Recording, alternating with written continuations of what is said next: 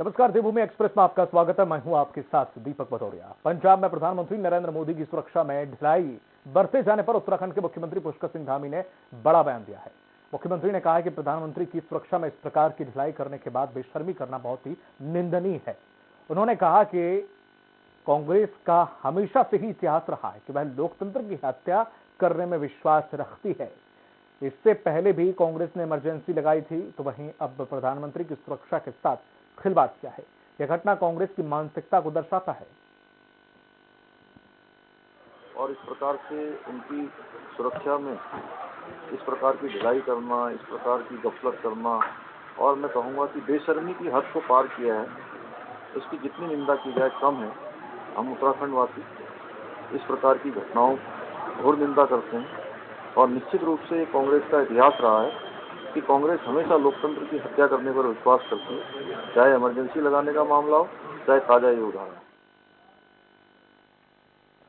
पंजाब दौरे पर पीएम मोदी की सुरक्षा में चूक होने पर उत्तराखंड भाजपा के प्रदेश अध्यक्ष मदन कौशिक ने घटना की घोर निंदा की है। उन्होंने कहा है कि लोकतंत्र के इस तरह की घटनाएं विकास विरोधी होती हैं, जो आज पंजाब सरकार ने सुरक्षा में बाधा डाल करके पंजाब के लिए पीएम मोदी हजारों करोड़ के विकास कार्यों का शिलान्यास करने के लिए जा रहे थे, जिसमें पंजाब सरकार बाधक बनी और उन्होंने वहां पर स्थानीय निवासियों के विकास में बाधा डाला।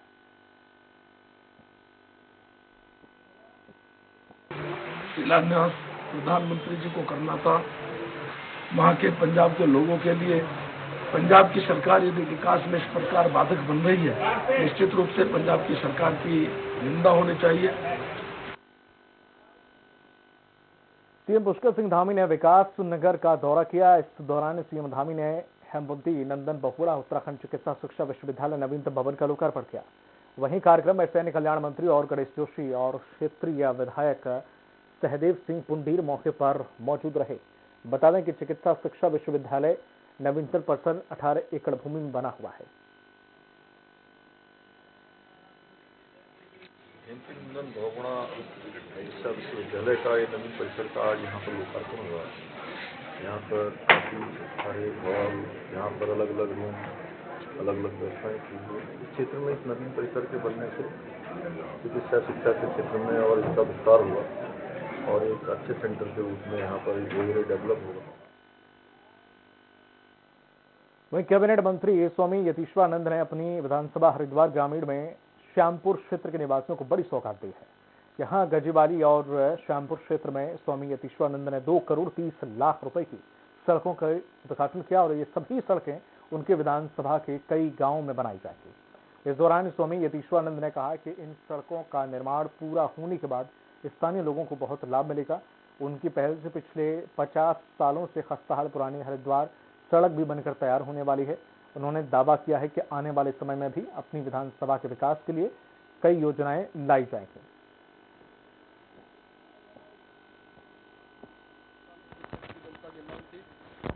सड़कों की हालात भी बहुत खराब थे। आज हमने 2 करोड़ 30 लाख की सड़कों का उद्घाटन किया। मैं समझता हूँ बहुत अच्छा हमारे रहने वाले लोगों को उसका लाभ मिलेगा। विधानसभा चुनाव को लेकर चुनाव आयोग ने पूरी तैयारी कर ली है, जहां राज्य निर्वाचन अधिकारी ने अंतिम सूची जारी करते हुए कहा है कि वोट डालने के लिए वोटर कार्ड ही पर्याप्त नहीं है, बल्कि वोटर लिस्ट में नाम भी होना चाहिए। उन्होंने कहा कि राज्य में कुल मतदाता केंद्रों की संख्या 11,647, सबकी इस दफा 635 मतदान केंद्र बनाए गए हैं। उन्होंने कहा है कि मतदाता केंद्रों पर पेयजल, विद्युत व्यवस्था, शौचालय समेत पर्याप्त फर्नीचर की व्यवस्था रहेगी। उसमें ये हमने प्रयोग कर दिया था। तो हम ऐसे प्लान करते हैं कि 4 से 5 आपका जो पोलिंग बूथ है उसके लिए एक पोलिंग पार्टी बना देते हैं, तो वो ऑन फुट जाके उसको कवर करते हैं। से सपोज फर्स्ट राउंड में नहीं मिलते हैं तो एक और चांस उनको देते हैं, तो उस पीरियड में हो जाता है, क्योंकि वो एक एग्जैक्ट टाइम पॉइंट नहीं है। जैसे आपका वोटिंग सुबह से शाम तक उसी दिन होना है ना, ये till the date of poll है, from the date of finalization, तो मैनेज हो जाता है। हरिद्वार में हाल ही में आयोजित धर्म संसद के दौरान कुछ प्रतिभागियों के द्वारा कथित तौर पर नफरत फैलाने वाले भाषण देने के मामले का विवाद थमने का नाम नहीं ले रहा है। कोतवाली में इस मामले में मुकदमा भी दर्ज किया गया। साथ ही संतों ने भी तहरीर दी है कि लेकिन संतों की तहरीर पर मुकदमा दर्ज नहीं हुआ।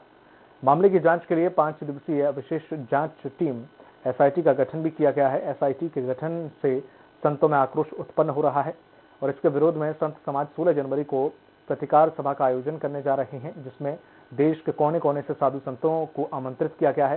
शंकराचार्य परिषद के अध्यक्ष स्वामी आनंद स्वरूप का कहना है कि संतों की बैठक में निर्णय लिया गया है। एसआईटी का गठन किया गया, क्या यह इतना महत्वपूर्ण मुद्दा था? पूरे देश में जब भगवान को गाली दिया जा रहा है, राम को गाली दिया जा रहा है, कृष्ण को गाली दिया जा रहा है, दुर्गा को उल्टा कहा जा रहा है और तमाम ऐसी हमारी पूज्य देवी देवताओं को निशाना बनाया जा रहा है, गलत शब्दों का प्रयोग किया जा रहा है, फोटो वायरल किए जा रहे हैं, एक बार भी उनको हमारी धार्मिक भावनाएं नहीं भड़कती। हमने दो एफआईआर। मसूरी में चाय सुट्टा बार के कर्मचारी ने पर्यटक पर चाकू से हमला कर उसे गंभीर रूप से घायल कर दिया, जिसको लेकर मसूरी युवा संघर्ष समिति ने घटना की घोर निंदा करते हुए पिक्चर पैलेस चेक पर विरोध प्रदर्शन किया। वहीं युवा संघर्ष समिति ने स्थानीय प्रशासन से मांग की है कि बाहर से आने वाली कंपनियों को आने से रोका जाए और बाहर से आने वाले लोगों को रोजगार नहीं दिया जाए। देखेंगे इसे कि 2 साल से हम कोरोना के देख रहे हैं, मसूरी में ना रोजगार है ना कुछ है। अब थोड़ा रोजगार खुला है तो इसमें ऐसी अवस्था कर रहे हैं जो मल्टीनेशनल कंपनीज है, तो हम चाहते हैं मल्टीनेशनल कंपनी बंद हो और स्थानीय लोगों को रोजगार दिया जाए। चाय सुट्टा बार करके यहाँ मसूरी में एक नया प्रतिष्ठान अभी खुला है, इसके बारे में मैं तो अभी सुना है। तो आप ये सोचो कि इतना बड़ा ब्रांड होने के बाद यहाँ मसूरी के अंदर कल टूरिस्ट के साथ अभद्र व्यवहार किया गया, चाकू से उसको घायल कर दिया गया। कुछ दिन पहले आपने देखा होगा आशीर्वाद के अंदर भी इसी तरह की घटना सामने आई। हम कह रहे हैं मसूरी में पर्यटकों को आने के लिए क्या है, अपना रोजगार है, इतने लोगों को रोजगार देते हैं और आज के डेट में इस तरीके से उनके अभद्र व्यवहार होगा तो किस तरह के चलेगा, आप सोचिए। वक्त फिलहाल छोटे से ब्रेक का, जल्द होंगे हासिल।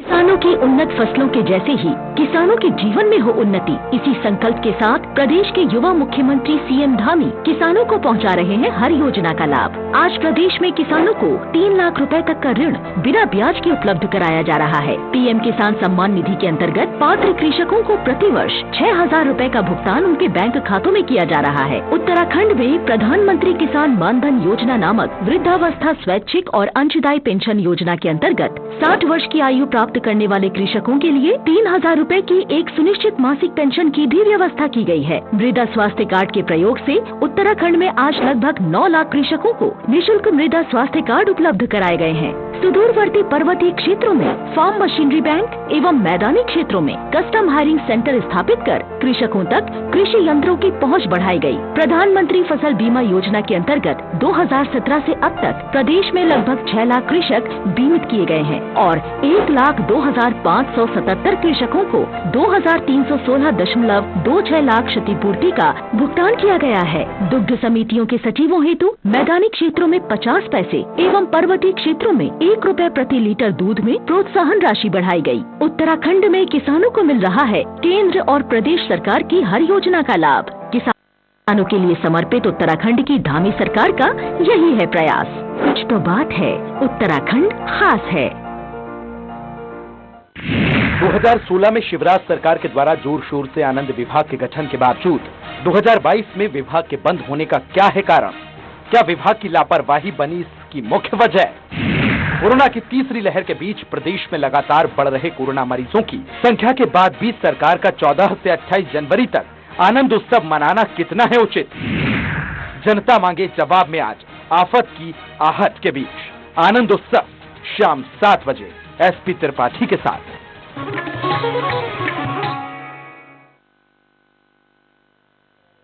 ब्रेक के बाद आपका स्वागत है। रुक करते हैं अगली खबर की ओर। हरिद्वार में सेवानिवृत्त पुलिस कर्मी परिवार जन कल्याणकारी समिति का 5वां वार्षिक अधिवेशन समारोह बनाया गया है। सुभाष नगर कॉलोनी में समारोह का आयोजन हुआ। समारोह में भाजपा विधायक आदेश चौहान भी शामिल हुए। और आज हमारे पूरी कार्यकारिणी और हमारे पुराने सदस्यों द्वारा, पेंशनर सदस्यों द्वारा प्रतिवर्ष की तरह ये 5वां पुरस्कार को हमने इसको सेलिब्रेट किया है और जिसमें हमारे मुख्य अतिथि हमारे क्षेत्र के विधायक श्री आदेश कुमार जी थे। आज सेवानिवृत्त परिजनों की जो हमारी यहाँ की समिति है हरिद्वार की, उनके द्वारा ये वार्षिक अधिवेशन समारोह यहाँ पर रखा गया है। उत्तराखंड में बढ़ते कोरोना के मामले और राजनीतिक पार्टियों की रैली से डरावनी तस्वीरें सामने आ रही हैं। न नेता रैलियां छोड़ रहे हैं और न ही कोरोना पीछा छोड़ रहा है। क्या तीसरी लहर का कहर थामने में सरकार सफल हो पाएगी? और क्या राज्य में हो रही चुनावी रैलियों से फैल रहा कोरोना पर चुनाव आयोग कोई संज्ञान लेगा? देखिए इस पर हमारी खास रिपोर्ट। कोरोना की तीसरी लहर ने राज्य में दस्तक दे दी है। पिछले एक सप्ताह से राज्य में कोरोना के आंकड़े लगातार बढ़ते ही जा रहे हैं। 29 दिसंबर को 38 मामले सामने आए, 30 दिसंबर को 59, 31 दिसंबर को 88 और साल के पहले दिन 118, जबकि 2 जनवरी को 259 कोरोना केस, 3 जनवरी को 189, जबकि 4 जनवरी को 310 मामले सामने आए। देखिए, हमने जो भी परमिशन दिया है वहाँ पे हमने पॉलिटिकल पार्टीज को कहा है कि आप जो है कोविड अप्रोप्रिएट बिहेवियर का पालन सुनिश्चित करेंगे और प्रशासन की टीम भी नजर बनाए रखे, जैसे मैं बता रहा था। तो अगर कोई ऐसा कोई अनअप्रोप्रिएट बिहेवियर, इनअप्रोप्रिएट बिहेवियर पाया जाएगा तो चालान की कार्रवाई भी की जाएगी। कोरोना की तीसरी लहर के बीच राज्य में चुनावी जनसभाओं ने राज्यवासियों के सिर पर चिंता की लकीरें खींच दी है। बीते एक रोज पहले देहरादून में दिल्ली के मुख्यमंत्री अरविंद केजरीवाल ने चुनावी जनसभा को संबोधित किया। दिल्ली जाते जाते ट्वीट के जरिए लोगों को बताया कि उनकी कोविड रिपोर्ट पॉजिटिव आई है, जिससे राज्य में हड़कंप मच गया। वहीं बीजेपी के केंद्रीय नेता विजय संकल्प यात्रा में लगातार रैलियां कर रहे हैं, जिससे कोरोना के मामले बढ़ने की आशंका है। जब चुनावी रैलियां नहीं रुक पा रही हैं, तो ऐसे में नाइट कर्फ्यू लगाने से क्या फायदा? क्या कोरोना सिर्फ रात को ही फैलता है? हर चीज को देखने का अपना अपना नजरिया है। तो मुझे लगता है कि जो रात का कर्फ्यू है वो कई प्रकार की चीजों के प्रति भी हमें सावधान करेगा। उधर कांग्रेस महासचिव प्रियंका गांधी उत्तराखंड के दौरे पर 9 दिसंबर को आ रही हैं, जहां वे श्रीनगर और अल्मोड़ा में जनसभा को संबोधित करेंगी। चुनाव आयोग के प्रोग्राम पर डिपेंड करता है कि चुनाव आयोग चुनाव की घोषणा कब करते हैं, क्योंकि ऐसा तो नहीं हो सकता ना कि दूध में कपास और जुलाओं में लट्टम लट। अब देखिए, जो भी कोरोना के रूट जो भी गाइडलाइंस हैं उसको हमने हमेशा फॉलो किया है, लेकिन परिप्रेक्ष्य में देखें, उत्तर प्रदेश और उत्तराखंड के परिप्रेक्ष्य में देखें किस तरह की रैलियां हो रही हैं। बढ़ते मामलों को देखते हुए सरकार आगे कड़े एक्शन की बात तो कर रही है, लेकिन चुनावी रैलियों पर अंकुश नहीं लगा पा रही। स्वास्थ्य मंत्री की माने तो तीसरी लहर को रोकने के लिए सरकार ने सिस्टम को अलर्ट मोड पर रखा है। जरूरत पड़ने पर सरकार कड़ा रुख अख्तियार कर सकती है।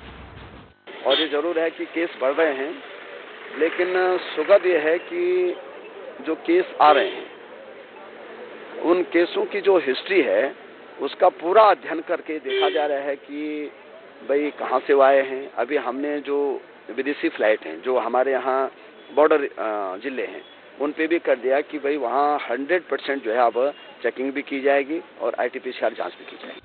यदि चुनावी रैलियां ऐसे ही चलती रही तो वे दिन दूर नहीं जब राज्य में कोरोना मरीजों का आंकड़ा हजारों लोगों को चपेट मिलेगा। चुनाव आयोग ने यदि मामले में संज्ञान नहीं लिया तो स्थिति बेकाबू हो सकती है। स्वास्थ्य विभाग के हाथ पांव फूल सकते हैं। देहरादून से सुनील राज की रिपोर्ट।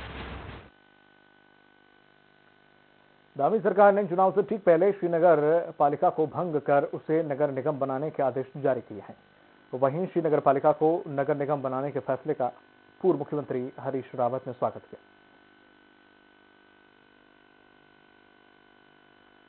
अच्छी बात है, यदि श्रीनगर के लोग स्वागत कर रहे हैं। हमने तो पहले भी बनाने की कोशिश की, लेकिन वो चाहते थे कि श्रीकोट को अलग किया जाए और चौरास को अलग किया जाए, इस वजह से रुक गया। काशीपुर के बाजपुर में सपा प्रवक्ता प्रोफेसर भवन जोशी भास्कर ने जनता से रूबरू होते हुए बताया कि इस बार उत्तराखंड में सपा 70 की 70 सीटों पर चुनाव लड़ने जा रही है और इस बार उत्तर प्रदेश में अखिलेश यादव की सरकार बनने जा रही है। धन्यवाद देना चाहता हूं उत्तराखंड की महान की जनता को, जिनके कारण हमें हरिद्वार जैसी संसदीय क्षेत्र में अपना सांसद चुनने का अवसर उन्होंने दिया और मिला, हम लोगों को सांसद मिला। खबर देहरादून से राज्यपाल लेफ्टिनेंट जनरल गुरमीत सिंह ने राजभवन में अनिल चंद्र पुनेठा को राज्य मुख्य सूचना आयुक्त और विवेक शर्मा को राज्य सूचना आयुक्त की शपथ दिलाई।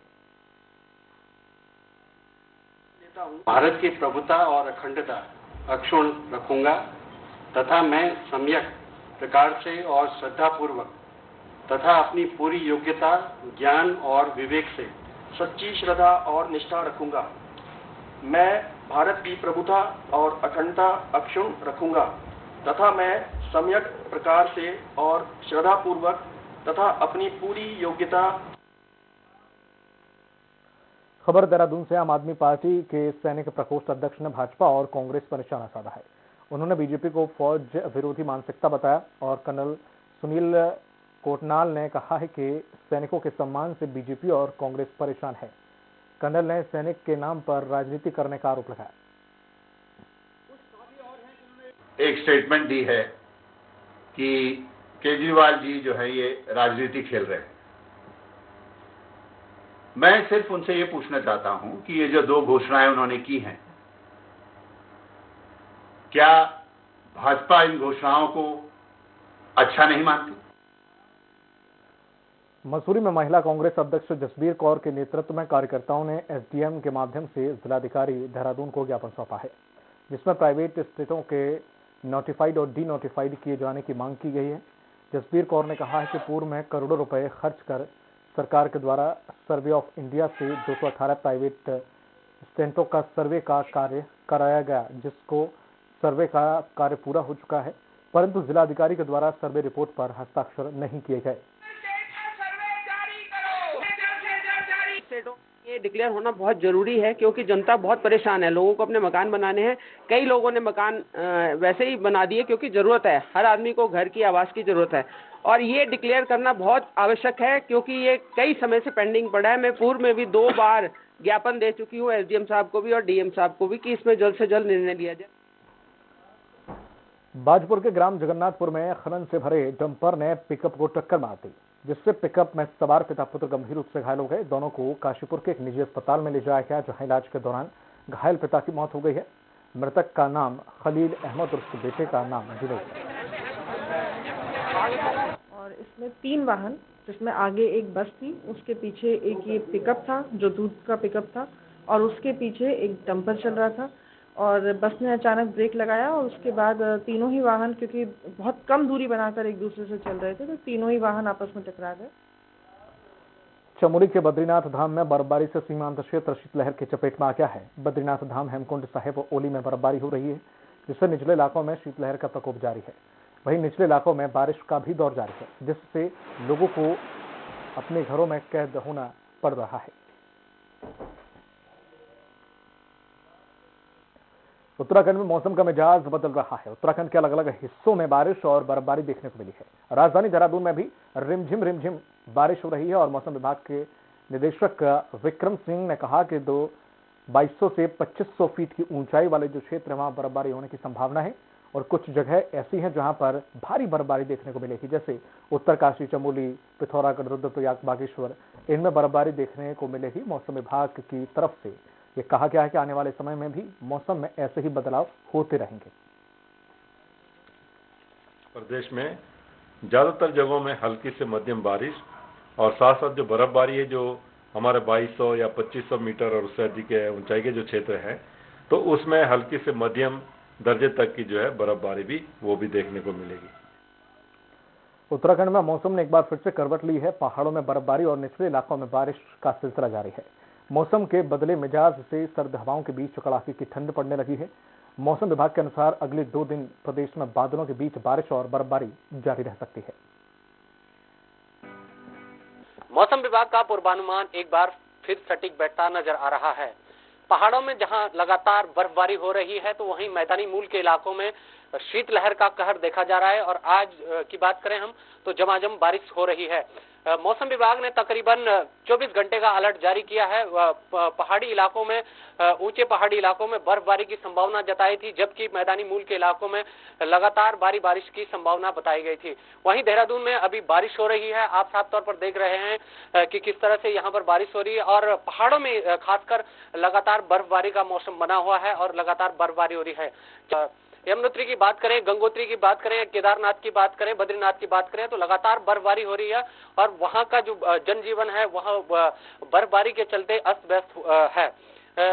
खास तौर पर जो देहरादून की बात करें, मैदानी मूल के इलाकों की बात करें, तो यहाँ पर शीतलहर का कहर देखा जा सकता है। तो कहीं न कहीं जो पूर्वानुमान मौसम विभाग ने यहाँ पर बताया था वो कहीं न कहीं सटीक बैठता नजर आ रहा है। अपने सहयोगी प्रदीप बिस्ट के साथ में सुनील राज, स्वराज एक्सप्रेस, देहरादून। बुलेटिन में इतना ही। नमस्कार।